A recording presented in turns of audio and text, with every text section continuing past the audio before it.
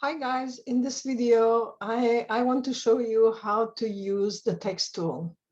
Let me share the screen.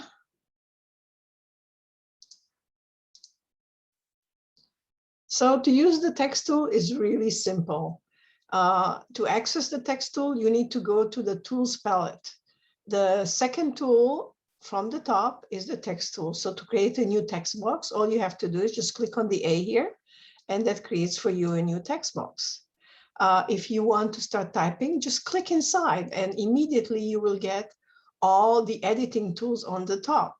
So I can start writing and I can even change the font if I want, and I can make it bigger and I can make it bold, and you figure it out. Yeah, I mean, I'm sure you even have colors. You can change the color or the background or anything like that. You have bullets, you have numbered lists, and so on. So links. So just figure it out, start playing with it.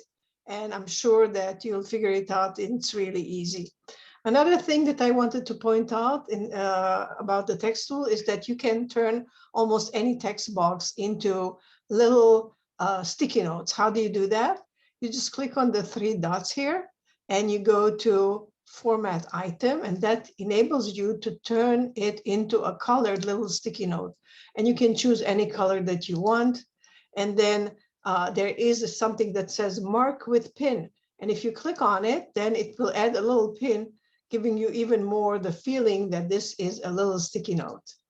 And then, when you want to really brainstorm and you would like to have more than one sticky note, all you have to do is just click on the three dots and create copy. That will keep the formatting that you formatted your sticky note initially. It will keep it repeating itself, so you don't have to redo it again and again. Thank you, and I will see you in the next video.